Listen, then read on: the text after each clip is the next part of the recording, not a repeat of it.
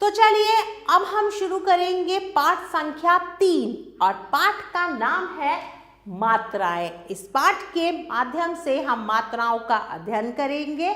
मात्राएं स्वरों के चिन्ह होते हैं। किसके चिन्ह होते हैं? स्वरों के। जब इन चिन्हों को व्यंजनों के साथ जोड़ दिया जाता है तो ये व्यंजनों का रूप बदल देती हैं। मात्राएं किसका रूप बदल देती हैं? व्यंजनों का। स्वर अ तो प्रत्येक व्यंजन में मिला होता है, इसलिए इसकी कोई मात्रा नहीं होती। किसकी कोई मात्रा नहीं होती? अ की कोई मात्रा नहीं होती। अब हम स्वरों की मात्रा का अध्ययन करेंगे। आ, ये आ की मात्रा है। ई, छोटी ई की मात्रा। ई, बड़ी ई की मात्रा इस प्रकार की होती है।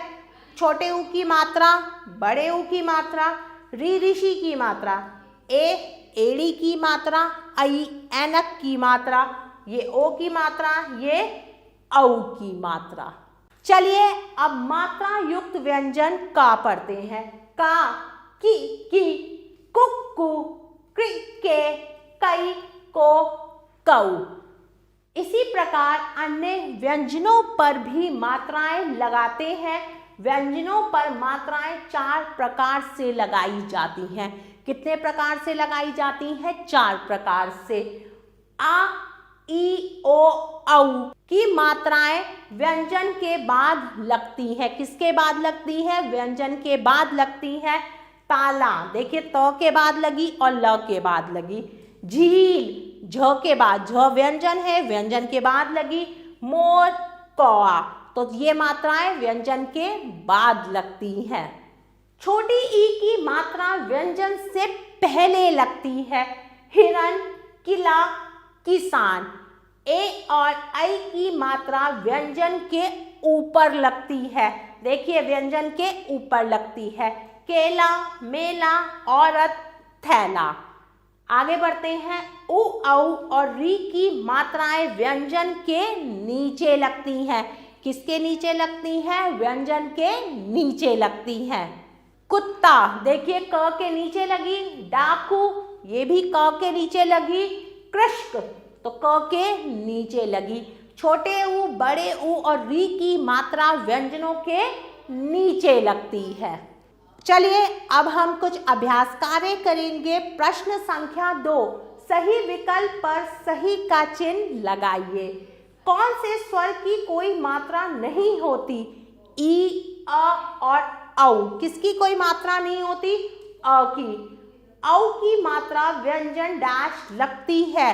व्यंजन से पहले, व्यंजन के ऊपर, व्यंजन के बाद, तो सही विकल्प है व्यंजन के बाद। ई, छोटी ई की मात्रा व्यंजन डैश लगती है। से पहले, के बाद, के नीचे, व्यंजन से पहले लगती है। री की मात्रा, री ऋषि की मात्रा व्यंजन डैश लगती है।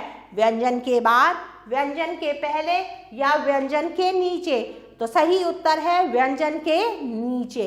आगे बढ़ते हैं प्रश्न संख्या 3 की तरफ। शब्दों में लगी मात्रा से मिलान कीजिए। अब हमें क्या करना है? शब्दों में जो मात्राएं लगी हुई हैं उनको उनसे मिलान करना है। पैसा, इसमें आई की मात्रा लगी हुई है।